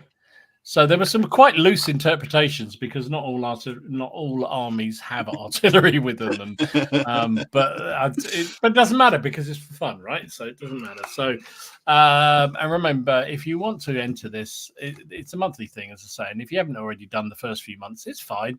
Just go on the Facebook, paste your pictures, and it can be your retrospective. And I think the last month is to show off the entire army. So yeah. You've still got time if you want to join in. So first up, this is a plague launcher from Andrew. Oh, no. Oh, nice. Skaven, isn't it? It's Skaven, isn't it? You're asking the wrong person, mate. No idea. Looks good though, doesn't it? I can see tails, and is that warp stone that's being thrown? I don't know. I honestly, if I it's don't in the know. chat, let us know. But it's damn good, whatever it is. I really like that.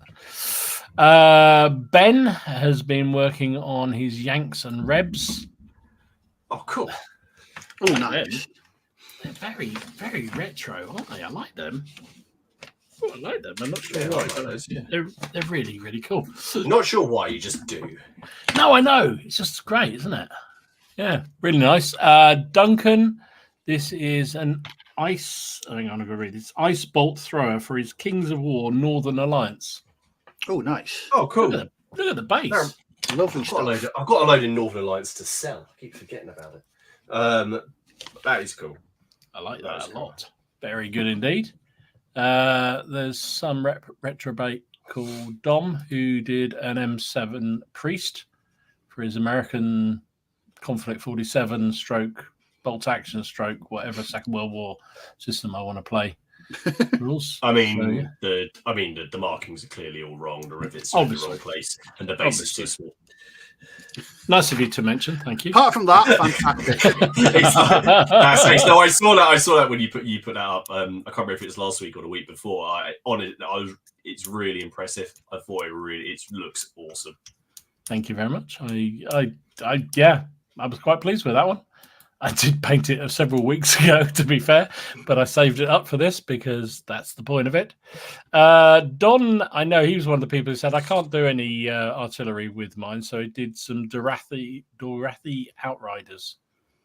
Look at them. Oh, nice. I like them. I like them a lot. Oh, Game of Thrones. Dothraki. Dothraki. Yeah, I just spelled it wrong. Yeah, Dothrakis. Very nice indeed. I like them a lot. Gary, nuns with bigger guns. Nuns with bigger guns. That's fantastic. That's how the base. That's the base. Is that the whole base? Wow, is that a whole thing? The base. That can't be, can it? I mean, I'm sorry, but if it is, all your tank bases, guys, are shit. You've been put to shame. I feel insignificant, and I can imagine Yorkshire Ken is probably spitting into his tea. That's amazing. Like when your base is actually part of the table. That is amazing. I'm sorry, you lot have got to up your game. Sorry, we're gonna have to. We're going to have to. Pretty serious questions on myself. We'll have a serious talk about ourselves. Sister Boom's battery. Yeah, I think Yeah, Sisters of Big Bang was actually how he called it, but I'm sure. Oh dear. Jonas has been a bit more realistic here and done some French Napoleonic artillery, which is great, but sorry, doesn't compete with Sisters of the Big Boom. That is just bizarre. So that's Jonas. We've also got Gaza has done Tyranids. Hey, it's bloody awesome, that thing. I know I showed it last week, but sorry, carry on. But it had to be seen because that is fantastic. I think it's fantastic, but when I was looking at it, and it's amazing, I just kept on thinking that it's trying to hide in that bush. And it's like, hello, surprise, shitface. You know, I love it. It's also, I love the colours, but I just like the idea that it's just popped out. Someone hasn't seen it. Nobody can see me behind this bush. It's like one of those pictures that psychologists put up, and they say, "What can you see? Can you see a rabbit or a mouse or a whatever?" It's like, what? What is going on in there? I've just noticed the teeth. Kevin, I like this a lot. That is his samurais manning a European Seika. That's very cool. Very nice. And a sensible scale as well. Proper scale. For samurai, yeah. Mark's gone all Landschnick on us. Hey, look at that. Yeah. Mark's Landschnicks are ace. I love it. Has he got... are those 3 1s he's done on the... They are. He's put 3 1s on there. Yes, that is cool. The actual cannon itself as well. That is lovely. Love it. Lee, this is Squat and Tomb King artillery. That is going back. The squats. I don't mean. I had that a few weeks ago. I'm not we don't want to revisit the squats. Sorry. Yes, that's exactly. That's exactly it. Well done, clever girl. Well done, clever girl. Well done. But yeah, that the Leviathan and the train there from the squats. That is nostalgia in green. How wow was that? And then Kevin, this is his Brazilian artillery. Oh, nice. That's the period you're going to be into soon, Steve. Yeah, no, I won't be. Yeah, that's definitely happening at some point. But yeah, love that. Tactical rocks as well. Extra marks for tactical rocks. Everyone needs a tactical rock. Well, you do indeed. So some beautiful work there. I think we'll leave it there for a minute because that's all it allowed me to load in one go. So it means that I can reload some more in a bit, and also we can get back to the theme of the day. But yeah, if you want to get involved in OPC, please do. The next month, or this current month, hang on, let me find the. I did upload the spreadsheet thing. Hang on, where are we? Here we go. So we've done August. No, we're into August, which is support units. Oh, that's so cool. Like medics, engineers, or camp followers is an idea. So anything that is the broad category of support. Yeah, I'm really looking forward to seeing some Tyranid camp followers. Tyranid baggage train. Baggage train of them, yeah. So there's the rest of the year as it lines out. September is vehicles, and then there's October is army specific terrain. What's he going to do for the nuns? Just a fucking cathedral.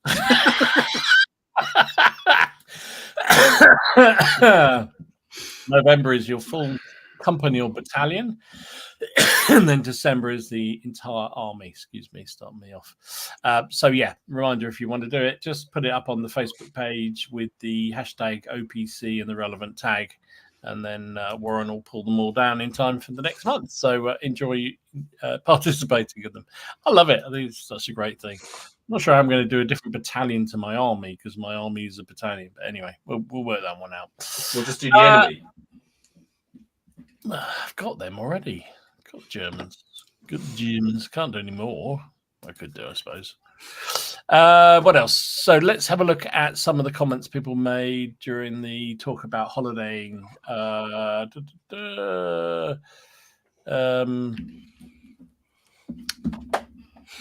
Glinda says, I plan a holiday to an area where you can engage in some family fun, picnic with a visit to a field that may have been used in some form of battle. I like your thinking, mate. So sneaky visit to a battlefield. It always used to cost me a fortune whenever I did that, because the kids would find something they wanted to buy in the shop. And you whenever you go to those sort of battlefields, like English Heritage or National Trust or something, the shops are so frigging expensive. And they could always find something they wanted, invariably. And that was the payoff. Either that, you had to buy ice creams and God knows what else. Yeah. Alid, he's just been told, apart from CrackCon, any models, paints taking away a holiday will be inserted into a place where I have to explain how they got there to the A&E staff. Yeah, I wouldn't get on the wrong side of her, mate. That's all I'm saying. Just don't do it. Andy says holidays are for research, lots of reading. That's true. I think that's a definite theme that people have come up with. Yeah. Research. Benjamin says both my holidays abroad this year are actually hobby related. Right now, I'm in Poland for the European Team Championships. Yes, and congratulations, because they won Best Painted, didn't they? He did, yes, indeed. And then the other other one is in October when he's at some weird event in Derby in the UK. I wonder what that might be. Yeah. Munchkin alert. Don't call Benjamin a munchkin.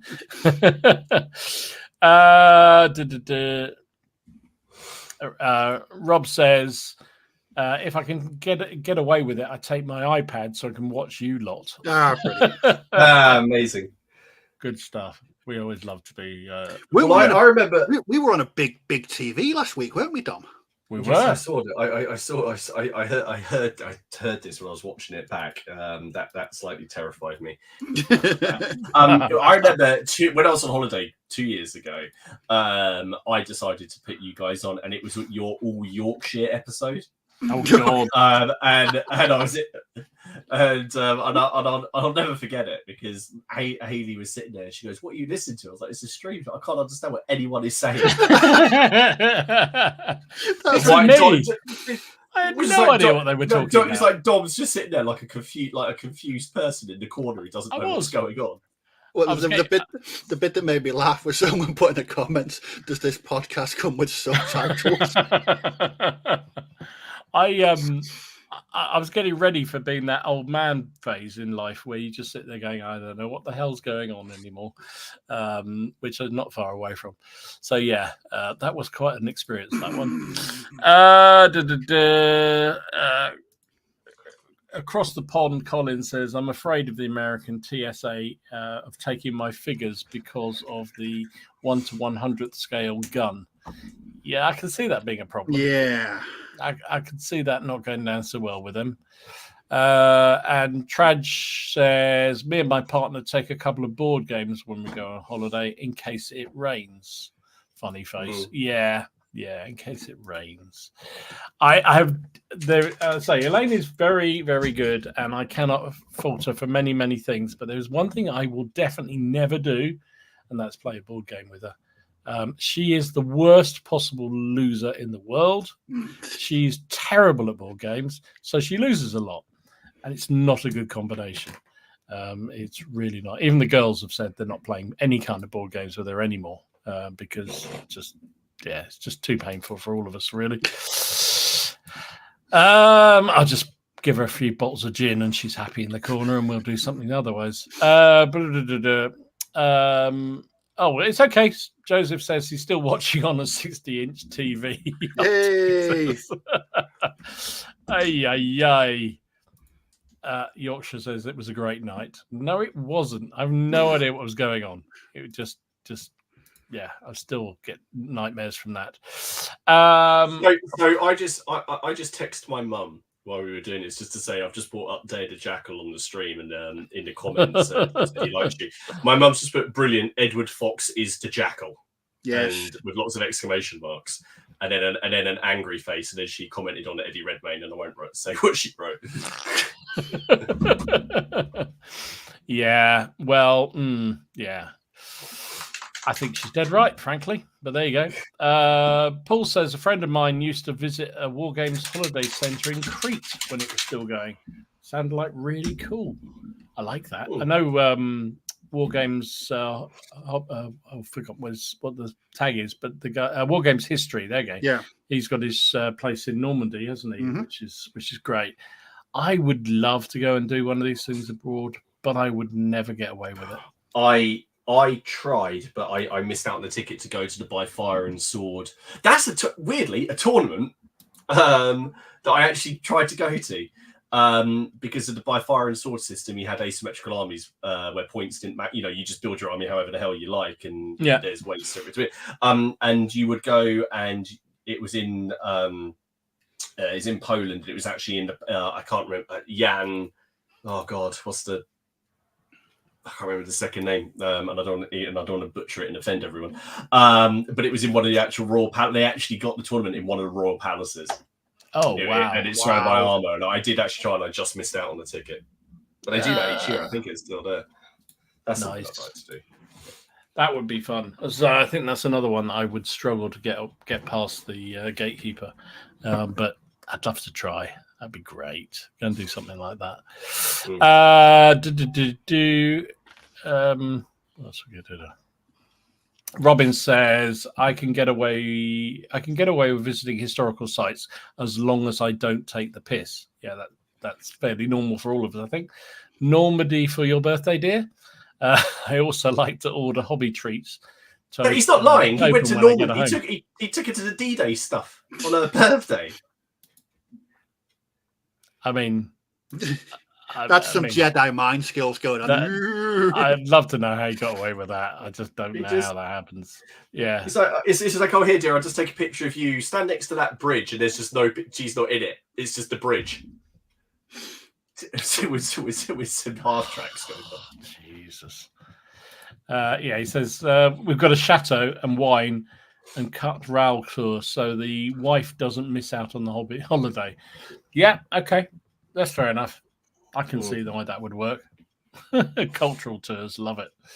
Oh, that's what that's supposed to be. Cultural tours. God, that's a weird autocorrect. Cut rail. I thought there was something I didn't understand, which is quite a lot of things, to be honest. What else we got? Oh, here we go. John says, one thing I found happened when I took a card game with me on holiday. Apparently a brick of cards looks very like a brick of something else on the x-ray. That'll be one for you, Martin. You're probably going to base with it. That's all I'm going to say on that one. What? Do you remember that stuff you got from Colombia, was it? The basing material for your Carthaginian list? Yeah. Yes. Escobar Games Limited. Yeah. I forgot about that. So I had to think about that. Yeah. Yeah, I wasn't just having a dig. John says, I bring a rule book on holidays to see what they're like. See what they're like. Yeah, I think that's... Yeah. We get the point. It's a good thing to do, though. I mean, I think I've said that when I get a new rule book, it's just me. I just love sitting down, cup of coffee, bit of quiet, new rule book, smell it. Smell is important in a rule book. It definitely is. That was the one good thing I said about the SPQR rule book. It smelled. How does it smell when you burns it? Even better. But Louis Baby, I'm going to leave this as the last comment from Louis Baby. Insightful comments as ever. Holidays for boozing. You paint the town. Good man. I think just do what you enjoy. We're coming towards the end, so let's have a look at a few more of these OPC. We are going to have to leave some for next week because there are so many of them. But there's so many good things. This one is from Carl. Dark Angels Devastator Squad. Nice. Very nice. Ace. Now, are they loyalist or are they chaos, Dom? They've got to be chaos. Well, that's the question, actually, isn't it? To be fair, half of them are and half of them aren't. I didn't really think about that. Yeah. Well, you can't ask me that sort of question and not have an answer. Let's move on to some safer ground. This is Michael's Duchy of Warsaw batteries. I like them a lot. Very nice indeed. I'm sorry, I'm scratching them out on the list so I don't repeat them next time. Neil, this is a Confederate battery. Look at that. That's brilliant. Love that. Oh, nice. Mixed battery with a donkey limber. I'm always in awe of people. Hold on a second. Does that mean I've painted my Epic ACW Union Cavalry? Are they Union? Do you say they're Confederate? They're Confederate, yeah. I might have to go back and give mine red keppies because I didn't. Oh, yeah. Oh, come on. Redo it. What I do love is the purples and the blues and what have you on those. Yes. Really nice indeed. And just because we're all things balanced, we'll show Nick's Union battery. Yay. Yay. Very good. Very nice indeed. That's what I was planning to put together tonight, but I've just snipped off figures and not actually done anything because it's really difficult to do this. And wait, what are you doing? ACW? I am doing ACW. Yeah. I don't. You weren't here last week, but I did talk about that. Yeah. I must have ignored that bit in the stream. Yeah, you went straight into a row with your mum, probably. Paul has gone all Roman on us. Look at those Roman. Nice. Oh, excellent. Nice. Are they coming to CrackCon? I can't remember if Paul. I can't remember now. I don't know. I don't know. I'm just making calls. Pat's gone all French on us. He'll get over it. I like that. Oh, very nice. Good. That is the Guard artillery, aren't they, Martin? Oh, yes. They're very cool. Very nice. Very good indeed. And then Paul, these are Spanish artillery. Let me just find the Spanish. Oh, no, they're actually Spanish, Argentinian, and Chilean artillery, apparently. Wow. I'm impressed.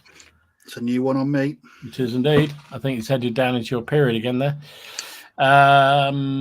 Philip, this is a mortar and AK-40 anti-tank gun. Oh, very nice. What scale are they? I don't know. I'm not sure either. Doesn't sound on my piece of paper, but they look good. Like them. Very nice. Tactical rocks and a tactical what's that stick? I think he's got there. Tactical really nice. Rock and stick. There we go. Yeah, very good. So I think I'll leave it there for the moment. There's a load more to come, and we'll come through them later on next week probably, because otherwise we don't get time for anything else if that's all we show. But as a reminder, thank you very much for everybody who does participate in the OPC. I think it's great fun. And if you want to join in on this month, which is support troops, reminder, just stick it up on the Facebook page. I think basically try and get up before the end of the month on the Facebook page and use the OPC hashtag. And then Warren can pick them all up in time for us to show on the next month is the idea. So obviously we haven't had time to do any of the regular viewers pictures because there's just been so many of those OPCs. But a reminder too, we're trying to feature some of those each week. I had an awful lot of medievals that I wanted to show off, but I just haven't got time. So there we go. So I think we're pretty much there. So next week we are, Martin, is it you next week? Yeah, it's me next week with a topic to be decided, or a potential. There was a guest potentially lined up, which I forgot to completely tell you about. But that may or may not happen. So I will post that up. But yes, that'll be me next week. So yes, I'm looking forward to it. I've painted loads tonight.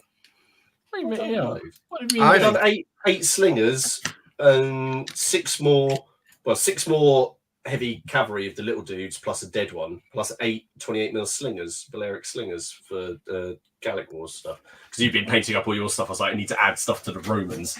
So There you go. Excellent. Oh, good stuff. What about you, Steve? What have you been up to? I finished another. My first two traders from Core Space, and then I've got two more that I've about 50% done. See what normally, sometimes you get like with games like that where you get the pre-molded figures. They're not multi-part; they're just Just normally can be a bit crap. These are lovely to paint. They're very, very nice figures to paint. Really crisp details. Just a fantastic game. Awesome. Lovely. I clipped off some figures from my Union battery and then got no further. So, but it's very difficult to do this and keep an eye on what the chat's doing and everything else and do stuff. So I am done. It's a talent, isn't it? It's not easy, that's for sure, but I don't mind. It's all good. So thank you once again, everyone who joined us tonight. Really appreciate it on a warm and moist evening. Certainly was down here in the cabin. Very warm.